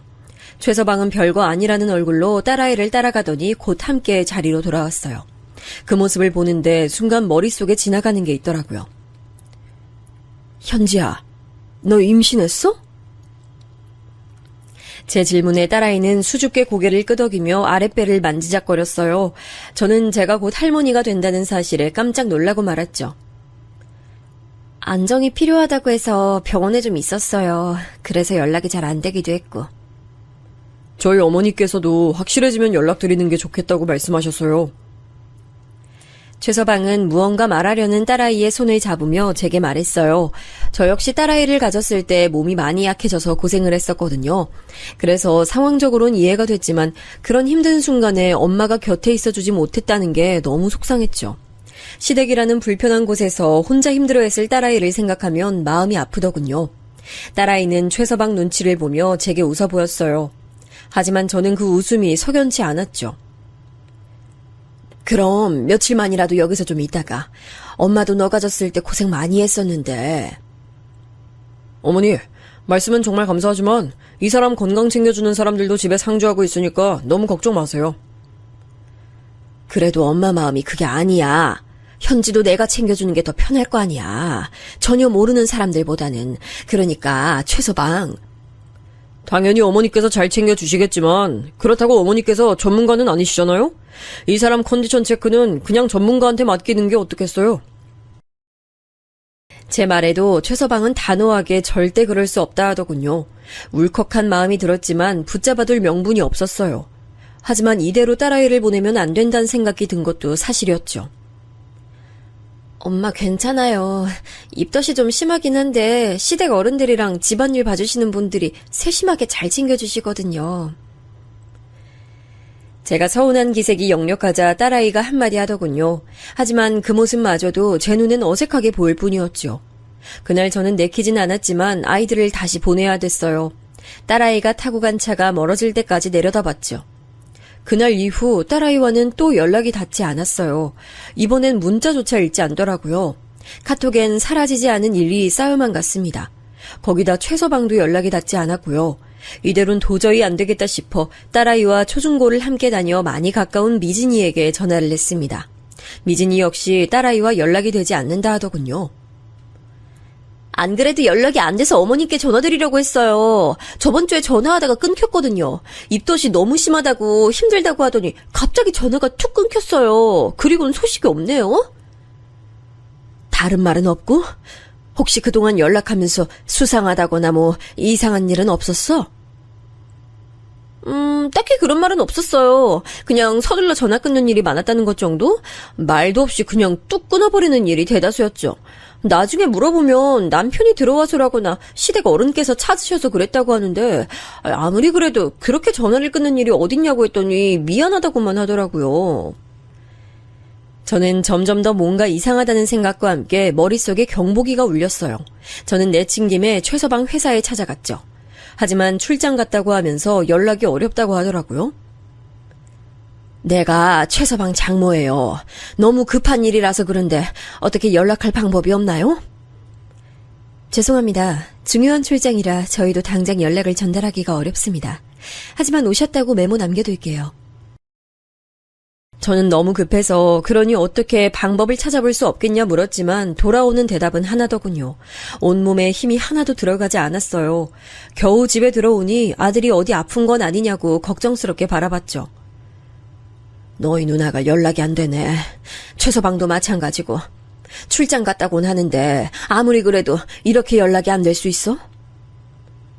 저분도 그렇고 엄마는 뭐가 그렇게 걱정되시는 거예요? 누나도 컨디션 조절한다고 힘들겠죠. 임신이 쉬운 일도 아닌데. 그리고 출장이면 당연히 연락이 잘 안 될 수도 있죠. 너무 걱정 마세요. 엄만 너무 걱정이 많아요. 너무 과하다고 지적하는 아들의 말을 듣고 나니 제가 너무 유난을 떠는 건가 싶은 생각이 들기도 했죠. 그래서 얼마는 더 기다려보기로 했습니다. 그렇게 일주일의 시간이 흘렀어요. 하지만 딸아이에게도 최서방에게도 아무런 연락이 없었죠. 그렇게 열흘의 시간이 지났나 딸아이의 친구인 미진이에게 다급한 전화가 걸려왔어요. 방금 딸아이와 전화를 했다고 하면서 말이죠. 어머니, 현지 목소리가 좀 이상해요. 애가 목소리가 완전히 잠겨서는 어디 아픈 사람 같아요. 거기다 영문을 알 수 없는 말만 하고요. 오죽하면 전화를 저한테 잘못 걸었나 싶어다니까요. 현지가 뭐라고 했는데 어디 아프대? 아프냐고 물었는데 날씨가 좋다 그러고 어디냐고 물었는데 옛날에 외할아버지 댁에서 심부름했던 때 생각난다 그러고 진짜 무슨 수수께끼인가 싶을 정도였다니까요. 그러더니 또 전화가 툭 끊어졌어요. 저는 미진이가 말한 외할아버지 댁이란 소리에 정신이 번쩍 들었어요. 남편의 죽음 이후 친정에서 3년간 지낼 때 저희 모녀를 무슨 기생충 보듯이 보는 친정 식구들을 피해서 별채에서 지내고 있었는데요. 그때 딸아이가 심부름으로 창고에 들어갔다가 갇혀서 못 나왔던 적이 있었거든요. 저는 당장이라도 딸아이를 찾으러 가야겠다는 생각이 들었어요. 날이 밝자마자 저는 딸아이의 시댁으로 찾아갔습니다. 대략적인 위치만 알고 있지 정확한 주소도 몰랐는데 다행히 미진이가 임신 소식에 선물을 보낸 적이 있다며 주소를 알려주더라고요. 부랴부랴 달려간 곳에서 잠시 멈춰설 수밖에 없었습니다. 사돈댁은 한남동에서도 내놔라 하는 사람들이 많다는 곳이었더군요.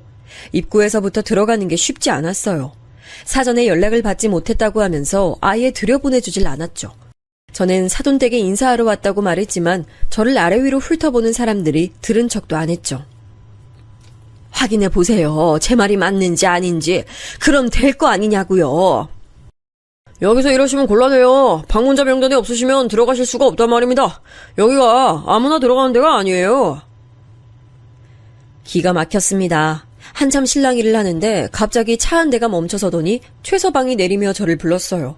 저는 그동안 제 전화며 문자를 다 무시한 최서방을 보는 순간 욕이 혀끝까지 올라왔지만 꾹 눌러 참아야만 했어요. 최서방, 출장이라고 하더니 이제 돌아왔나 봐. 전화에 답이 없길래 아직 출장 중인 줄 알았는데. 그게 죄송합니다. 제가 정신이 좀 없어서. 장모님께서는 여기 무슨 일이세요? 사돈댁에 뭐하러 왔겠어? 딸아이 얼굴 좀 보려고 왔지. 잘 됐네. 앞장서. 그 사람 지금 집에 없어요, 어머니. 잠깐 나갔어요. 나가? 내가 꼭두 새벽부터 여길 찾아왔는데 나가긴 어딜 나갔다는 말이야. 나 오늘은 그냥 못 물러나니까 당장 앞장서. 무슨 일이 있어도 얼굴 봐야겠으니. 제가 당장이라도 안으로 들어갈 것처럼 보였는지 최서방은 따로 연락드리겠다고 하면서 저를 말렸죠. 당장이라도 뿌리치고 싶었지만 제 팔을 잡는 손이 생각보다 너무 강했어요. 저도 모르게 아프다고 소리를 지를 만큼 말이죠. 최서방은 그런 제 반응에도 아랑곳 않고 저를 자신의 차에 태우더군요. 저는 무슨 일이 있길래 딸아이의 얼굴을 보여주지 않느냐고 최서방을 다그쳤지만 피곤하다는 듯이 고개를 돌리며 그냥 집에 가라고 하더군요. 댁에 가 계시면 그 사람한테 연락하라고 할 테니까 여기까지 와서 이런 행패 부리시는 건 좀 삼가주세요. 여기 보는 사람들 눈도 많은데 저희 집 체면도 생각은 해주셔야죠. 최서방의 그런 태도에 오기가 생겼습니다. 그리고 분명 무언가 숨기는 게 있다는 것을 확신했죠. 그날 저녁 최서방의 말처럼 딸아이에게 문자가 왔습니다. 잘 지내고 있으며 조만간 집으로 오겠다 말이죠. 저는 그 문자를 받고도 안심이 안 됐어요. 제 눈으로 딸아이의 모습을 꼭 봐야겠다는 생각만 들었죠. 저는 친구에게 사정 얘기를 했습니다. 친구는 자기 역시 뭔가 일이 생긴 것 같다고 말하며 사돈댁이 있는 곳으로 들어갈 수 있는 방법을 찾아보겠다고 했죠. 친구 연락을 하염없이 기다리면서 저는 딸아이에게 몇 번이나 전화를 걸었지만 잘 지낸다는 문자만 받을 수 있었어요. 여전히 목소리 한 번 들을 수 없었죠. 며칠 뒤 친구는 몇 달이 건너 아는 사람이 그 안에서 살고 있다고 하면서 방문객의 이름을 올려주기로 했다고 알려줬어요. 그리고 바로 찾아갔죠.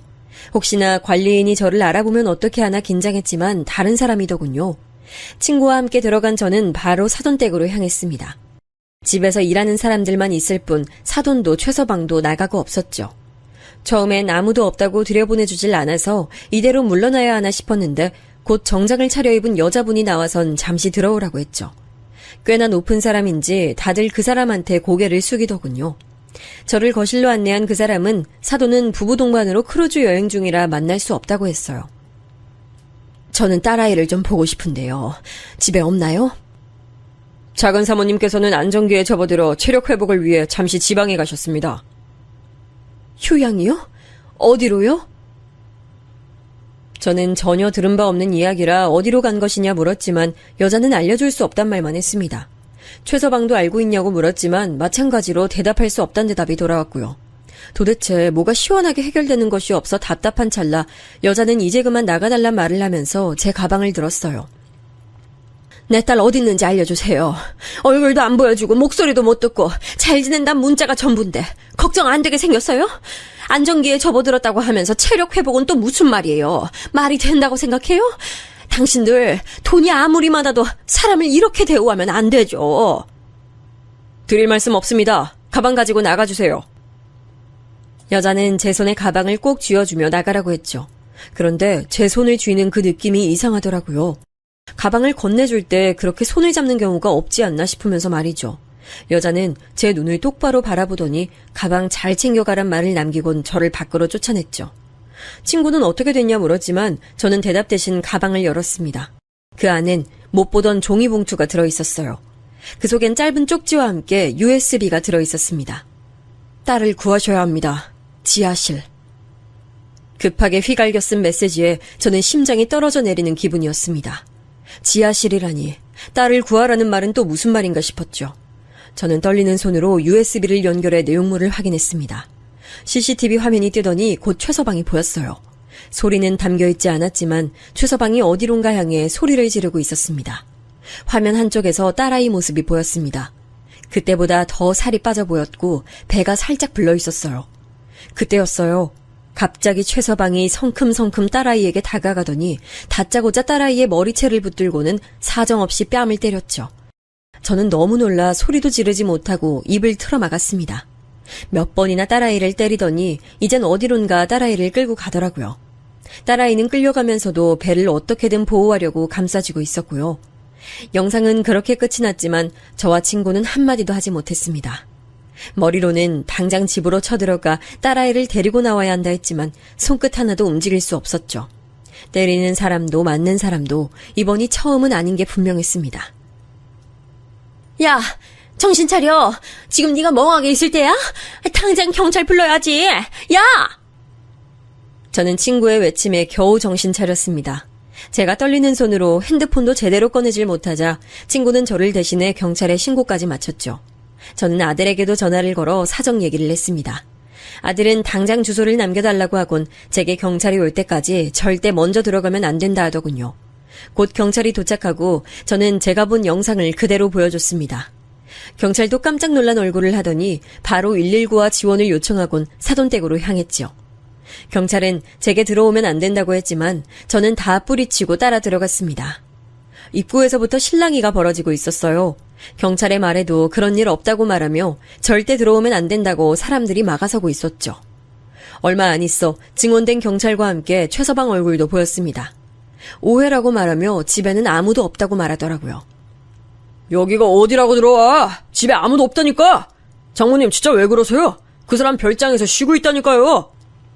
그 입 다물어. 감히 내 딸을 개패듯이 패? 그것도 네 애를 가진 여자를? 네가 사람 새끼야? 제 외침에 최서방의 얼굴에 표정이 싹 사라지더군요. 진짜 좋게 말할 때 가셔. 앞으로 경찰 생활 편하게 하고 싶으면 그냥 가. 확 서장한테 전화해서 지랄하기 전에. 바뀐 분위기에 경찰들도 무언가 사건이 있다고 생각이 들었는지 제가 보여준 영상을 내밀며 확인하겠다고 말하곤 집으로 들어갔죠. 최서방이 소리를 고래고래 지르며 자신이 누군지 아느냐 외쳤지만 경찰은 빠르게 집을 뒤집었어요. 제게 봉투를 건네줬던 여자와 눈이 마주쳤죠. 그 여자는 찰나였지만 지하실이 있는 방향으로 손가락질을 했죠. 저는 지하실을 외치며 그 여자가 알려준 방향으로 달려갔어요. 경찰은 제가 들어와서는 안 된다고 말하며 저를 붙들었죠. 지하실 보세요. 우리 딸 저기 있다고요. 경찰은 급히 지하실로 내려갔지만 굳게 잠겨 있었어요. 이곳을 열라는 말에 최서방은 창고일 뿐이라고 말하며 완강하게 거절했죠. 그렇게 실랑이를 하고 있는데 다른 곳을 뒤지던 한 경찰이 나타나 식탁 위에 열쇠가 있었다고 하며 지하실로 빠르게 내려갔어요. 그리곤 금방 문을 열고 안으로 들어갔죠. 사람 있습니다! 구급차 불러요! 피를 너무 많이 흘렸어요! 경찰의 외침에 지하실로 내려가려고 했지만 오히려 저를 더 강하게 붙들며 기다려야 한다고 하더군요. 곧 구급대원들이 뛰어내려가더니 들것에 실려 딸아이가 올라왔어요. 여기저기 맞아서 엉망이 된 얼굴과 다리엔 피가 흐르고 있었죠. 숨은 쉬고 있는지 의심이 들 정도의 모습에 저는 이성을 잃고 최서방에게 달려들었죠. 이 짐승 새끼! 너 내 딸한테 무슨 짓을 저지른 거야! 이 노인네가 진짜 거슬리게! 최서방은 손쉽게 저를 바닥으로 내팽개쳤어요. 경찰들은 어이없다는 표정과 함께 최서방을 긴급 체포하겠다며 붙들었어요. 최서방은 그런 경찰들에게까지 주먹을 휘두르며 자기가 누군 줄 알고 몸에 손을 대냐고 소리를 질렀죠. 고작 경찰 나부랭이 주제에 감히 내 몸에 손을 대고 멀쩡할 줄 알아? 니들 내가 똑똑히 얼굴 받았다. 싹 다 옷 벗을 각오해. 여기가 어디라고. 그리고 놓친네. 그러길래 딸 자식 교육 좀 잘 시키지 그랬어. 어디서 하늘 같은 남편이 하는 일에 간섭에 잔소리에 버릇 좀 고친다고 몇 대 때렸더니 감히 덤벼들긴 하고. 하긴 놓친네 하는 꼴을 보니 그 애미의 그 딸이지. 젠장. 뭐? 이 쓰레기 같은 새끼! 내가 너 이대로 둘 것 같아? 절대 가만히 안 둬, 알겠어? 뭘 할 수 있는데. 꼭 아무것도 없는 것들이 자존심의 꼴값을 떨어요. 최서방이 저를 비웃으며 중얼거리자 경찰들도 잔뜩 굳은 얼굴을 하며 아까보다 더 단호한 움직임으로 최서방을 붙들었어요. 그때였습니다. 아이고 수고 많으십니다. 아주 일장연설을 하시던데 말씀 다 끝나셨어요? 경찰들 사이로 아들과 함께 유학을 갔던 아들 친구의 얼굴이 보였어요. 아들은 사색이 된 얼굴로 제게 다가와서는 누나 만났다고 하면서 저를 꼭 안아주었죠. 저는 이게 다 무슨 일이냐고 했더니 아들이 더 이상은 걱정할 필요가 없다고 자신있게 말하더군요. 검찰에서 나왔습니다. 최석필 씨. 당신 아주 여러 가지로 총체중 난국이더만 와이프를 저지경으로 만들질 않나 탈세까지. 여기 구속영장이요. 도주 위험이 있어서 제가 바로 여기까지 들고 왔죠. 데려가시죠. 경찰은 정식 구속영장을 확인하곤 수갑까지 채워서 밖으로 끌고 갔어요. 아들은 제게 누나가 있는 병원으로 가자고 저를 부축했죠. 아들 친구는 아무래도 구린 구석이 많은 것 같다고 말하며 제게 무슨 일이 있어도 대가를 치르게 할 테니 너무 걱정하지 말란 말을 남기곤 빠르게 경찰을 따라 나왔어요. 저는 아들의 부축을 뿌리치고 제게 봉투를 전해준 여자에게 다가갔습니다. 고마워요. 열쇠도 당신이 뒀죠? 알려줘서 고맙습니다. 더 빨리 알려드리지 못해서 죄송합니다. 작은 사모님, 맞아서 지하실에 갇혀 계셨던 게 이번이 처음이 아니에요. 그때 친정에 저녁 먹으러 간다고 하고 다녀오신 뒤로 몇 번이나 있었어요. 신고했어야 했는데 너무 무서워서 죄송합니다. 아니에요. 덕분에 오늘 딸아이 목숨을 구했습니다. 감사합니다. 저는 여자에게 고맙단 말을 몇 번이나 더 했어요.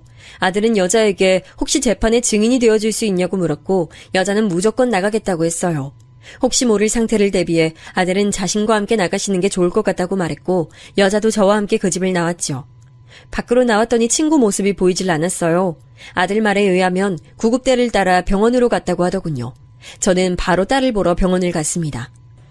병원에서는 여기저기 맞은 곳이 많아 걱정했지만 유산은 아니라고 하더군요.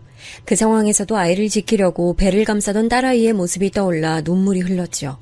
저는 피가 그렇게 많이 흘렀는데도 괜찮았냐고 물었지만 다리에 찢어진 상처가 많아 생긴 것이라 하더군요. 호흡기를 하고 잠든 딸아이 얼굴을 보며 저는 혼자 얼마나 무서웠을까. 딸아이가 견뎌야 했을 시간들에 대한 미안함과 분노로 뇌가 다 녹을 것 같았어요. 피아노를 치던 예쁜 손은 여기저기 상처들로 보기 흉했고 다리 곳곳엔 푸른 멍들이 가득했죠. 의사 말에 의하면 온몸이 멍투성인데 딱 하나 배만 멀쩡하다고 하더군요. 그 말에 저는 결국 눈물이 터졌습니다. 금방 깨어날 것이라는 의사의 말에도 딸아이는 며칠을 그렇게 눈을 감고 있었어요. 저는 왜 의식이 돌아오지 않느냐 물었지만 의사들도 좀 더 기다려보라는 말만 했죠. 저는 딸아이의 손을 잡고 매일같이 말했어요. 다 괜찮아. 이제 엄마가 곁에 있을게. 우리 딸, 내 새끼. 누나, 이제 일어나. 누나 괴롭힐 수 있는 사람은 이제 아무도 없어. 그러니까 겁먹지 말고 이제 일어나, 누나. 제 모습에 아들은 긴 한숨을 내쉬며 제 손과 딸아이의 손을 겹쳐 잡으며 중얼거렸어요. 그렇게 얼마의 시간이 더 흐르고 드디어 딸아이 의식이 돌아왔어요. 저와 눈이 마주친 아이는 힘겹게 손을 들어 제게 뻗었지요. 저는 그 손을 잡고 살아 돌아와줘서 고맙다고 몇 번이나 말했는지 몰라요. 딸아이 눈에서도 눈물이 흐르기 시작했죠. 하지만 문제가 있었어요. 충격이 너무 심했는지 딸아이가 말을 못하더군요. 뭐라도 말을 하려고 입을 뻥긋거렸지만 아무런 소리도 나질 않았어요. 병원에서는 뇌에 이상이 있는 것은 아니라는 소견과 함께 정신과 치료를 권하더군요. 그 소리에 저는 최서방에 대한 분노가 더 활활 타오르는 기분이 들었습니다. 퇴원해도 된다는 말에 딸아이를 데리고 집으로 돌아온 저는 회복에 온 신경을 쏟았어요. 그 사이 사돈이 한국으로 돌아왔는지 집으로 찾아왔더군요. 저는 문을 닫아 걸고 아무 할 말이 없다고 말하곤 그 사람들을 쫓았어요. 하지만 쉽게 물러날 사람들은 아니었는지 학원까지 찾아왔더군요. 원래 그런 애는 아닌데 술만 들어가면 막무가내가 되어버렸어요. 사람 하나 살린다 생각하시고 한 번만 용서해 주세요. 앞으로 술은 절대 못 마시게 하겠습니다. 그러니까 이보세요. 당신 아들이 우리 딸한테 무슨 짓을 했는지 보기는 하셨어요?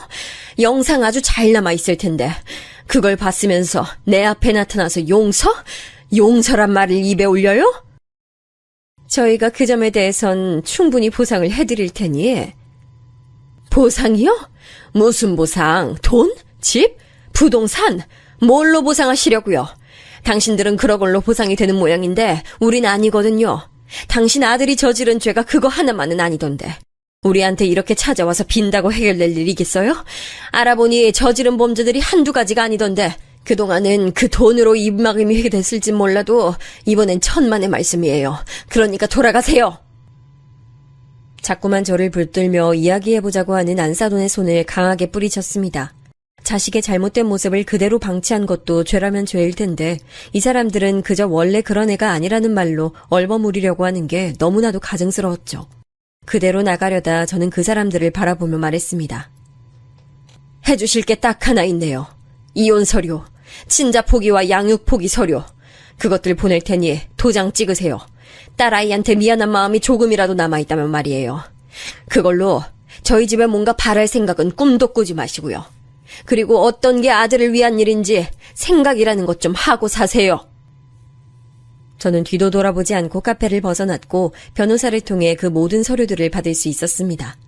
아들 말에 의하면 최서방의 여죄는 파도 끝없이 나왔다고 해요.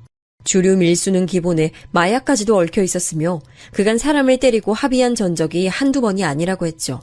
이번에는 아무래도 쉽게 나올 수는 없을 것이라는 이야기까지 전해들은 저는 앞으로 우리 앞에서 특히 우리 딸아이 인생에서 그런 인간을 다시 볼 일은 없었으면 좋겠다고 생각했습니다. 모든 정리가 끝난 지 약 1년이 지났어요. 처음에 말씀드렸듯이 딸아이는 자신을 꼭 닮은 여자아이를 낳았습니다. 어찌나 어릴 적 딸아이 모습과 똑 닮았는지 사진을 나란히 두면 누가 누군지 모를 정도죠. 요즘 저는 언제가 될진 모르지만 예전처럼 다정한 목소리로 딸아이가 저를 불러주길 바라면서 지금의 행복을 위해 최선을 다해 하루를 살아가고 있습니다. 앞으로 우리 가족들에게 더 이상은 고통이 없길 바라면서요.